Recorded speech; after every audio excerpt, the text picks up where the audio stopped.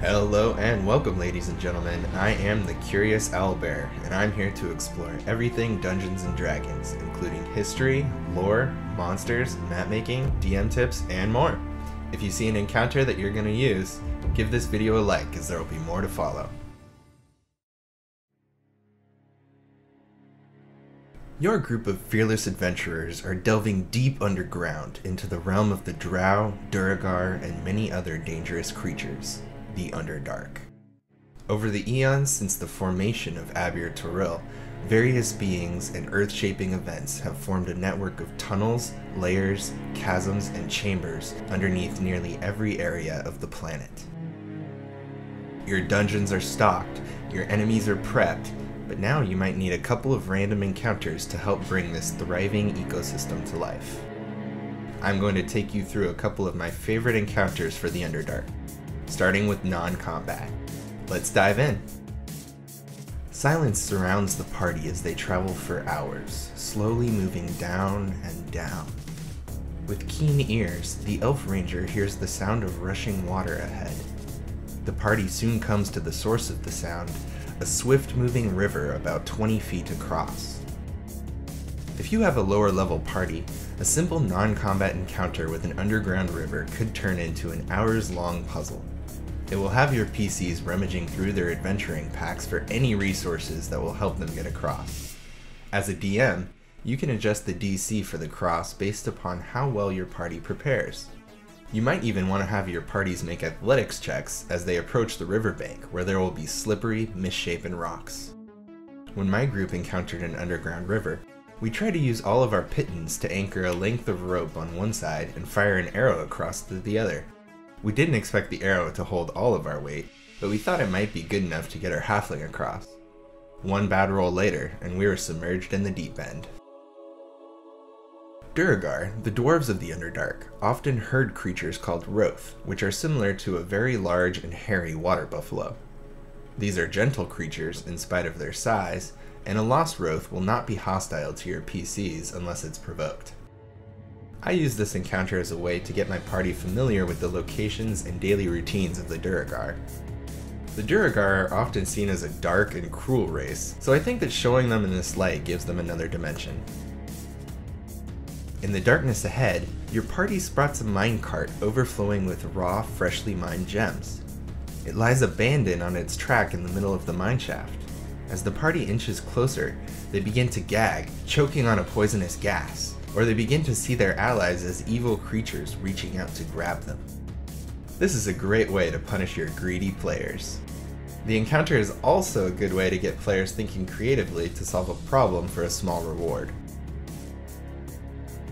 Several hours after traveling down tunnel after tunnel, a wide cavern suddenly opens up before you. The darkness that has veiled your sight for so long gives way to a bright neon green glow from phosphorescent moss covering the floor and walls of the cavern. Huge mushrooms grow up to 30 feet tall, unfurling their wide caps to collect precipitation dripping from the ceiling. This is a great environment with its own random encounters. For example, your party might stumble upon an area littered with bones of animals and even humanoid creatures. As they step into the clearing, the small orange mushrooms covering the floor release spores that will put your PCs to sleep. Failing multiple checks could result in the sleep becoming permanent. As your party trudges down a long tunnel, the dim torchlight begins to reveal a deep chasm in the tunnel floor. Getting closer, your party estimates that the chasm has to be at least 40 feet across. This is another simple piece of environment that can be a fun challenge for your unprepared party.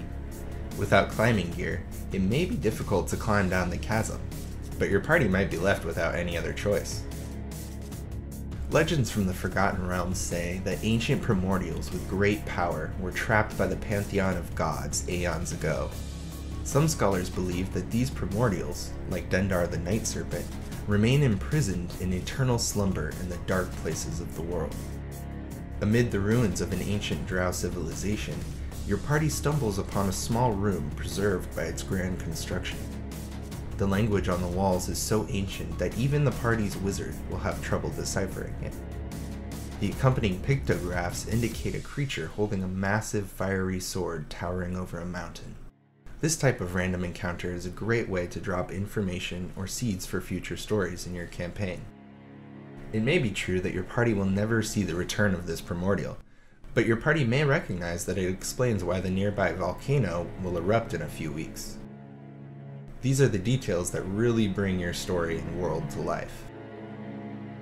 As your party was getting ready for their journey into the Underdark, they kept receiving warnings from local NPCs about folks who have been disappearing, never to be seen again. The brave adventurers thought nothing of it, but now they've been traveling for several days amidst the darkness. Bright lights begin to shine in the tunnel ahead. Creeping forward, they see that the walls of the cavern are littered with brilliant, sparkling gems. Each gem shimmers as it reflects the light of the continual flame placed in the center of the room. Your party fills their bags with precious gems and escapes into the darkness of the tunnel.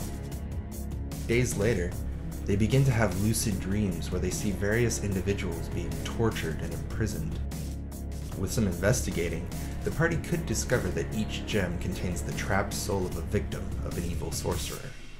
This is an example of a random encounter that could become a very large part of your campaign. It seems like a quick and harmless encounter at the time, but it could have long-reaching ramifications. Now, let's get into some interesting combat encounters. The party begins to hear desperate cries of a female humanoid echoing down the tunnel. Your honorable PCs leap to the task, charging into a high-vaulting room covered in spiderwebs. They see a humanoid figure wrapped in webbing, wriggling on the far side of the room, but as they step in, giant spiders ambush them from the walls above. I love this type of encounter because even if your players know they're going to be attacked, sometimes their character's backstory or their alignment drives the player to accept the situation. As a DM, it can be a lot of fun to watch your players squirm as they make a choice that will affect the progression of their character.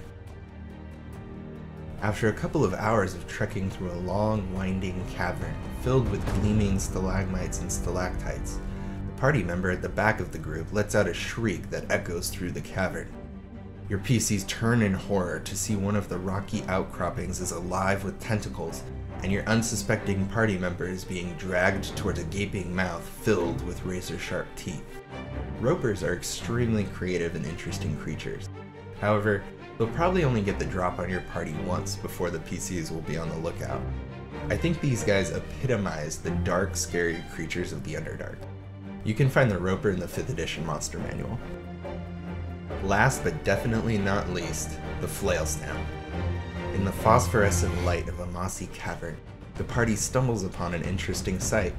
A massive snail, its shell at least 6 feet wide, inches towards the group. A set of good eyes will spot a tiny goblin following a few feet behind the snail, intent on his work. He's bending down to collect something in the snail's wake every few moments. Upon investigation, the PCs will see he's collecting a glassy substance from the snail's mucus, which he can sell for a small amount of coin. If your party decides to attack the snail, they'll find its shell is resistant to magic, and might even convert some of the spells into a burst of damaging energy.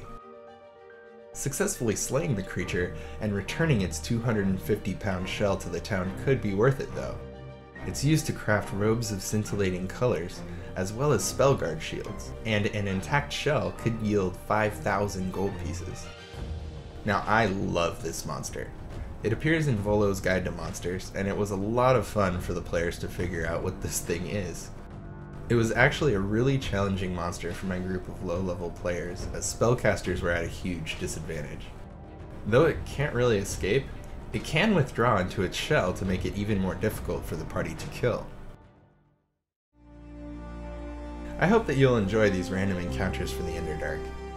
If you're going to use one, let me know which one you picked, and more importantly, let me know how it goes. I'd love to hear your stories. Until next time, stay curious, adventurers.